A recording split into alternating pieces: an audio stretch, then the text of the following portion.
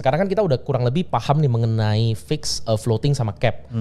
Nah, kalau gua mau ambil rumah pakai KPR, menurut Bro Devin itu gua ngambil lama atau ngambil pendek lebih untung? Misalkan kan kalau KPR itu kita tahu lah ya batas umur kalau masih muda banget itu kita bisa ngambil sampai 20 tahun gitu kan. Tapi kalau kita mungkin umurnya udah lebih senior mungkin maksimalnya kita cuma bisa ambil 5 sampai 10 tahun.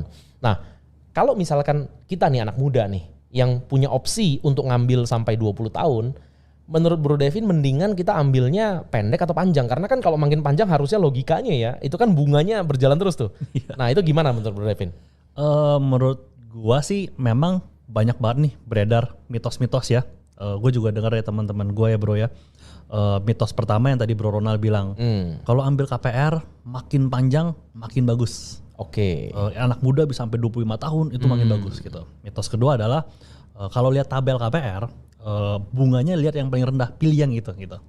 Jadi itu mitos-mitos sebenarnya. Kenapa mitos? Karena semua tergantung situasi. Oke.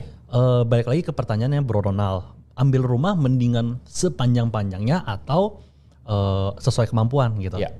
Nah itu yang tadi saya awal di mention sebelumnya tuh. Jadi sesuai kebutuhan. Kalau rumah tinggal, kalau misalkan jadi liabilitas kelamaan, itu pasti akan mengganggu kenyamanan finansial kita juga bro. Kalau kelamaan? Kalau kelamaan. Oke. Karena gini, misalkan let's say rumahnya 1M. Rumahnya 1M, kita ambil tenor sampai 20 tahun. Yeah. Yang diambil dari rate atau suku bunganya dari bank itu adalah sisa pinjaman pokok kita. Oke. Misalkan 1M yang dikasih pinjam adalah 900 juta. Yeah. Kita otomatis kalau cicil 20 tahun, kita udah cicil 2 tahun ya, berarti sisa pinjaman pokoknya masih banyak dong. Betul. 900 juta, let's say mungkin sisa pinjamannya masih 800 juta mungkin. Karena kira-kira. proporsi di awal itu lebih banyak bayar bunga.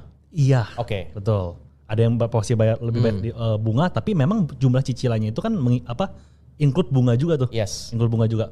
Nah, karena sisa pinjaman pokoknya itu masih banyak di tahun ketiga, otomatis bunganya juga masih banyak dong. Betul. Itu kalau misalkan belum ditambah lagi sama bunganya belum lagi kalau floating. Ya. Kalau misalkan floating, misalkan kita udah dapat fix nih 5%, tiba-tiba di tahun ketiga floating nih 10%, 12%. Nah 12% itu kan dari sisa pinjaman kita. Yes, betul. Di tahun keempat, let's say sisa pinjaman kita masih 700 juta. Tapi bunganya udah 12%. Oke.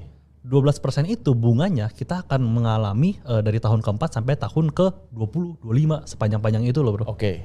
Harga propertinya bisa naik 2 sampai 2,5 kali lipat. Gitu. Jadi itu yang saya bilang tadi liabilitasnya bikin kita nggak nyaman secara finansial. Oh, kalau kepanjangan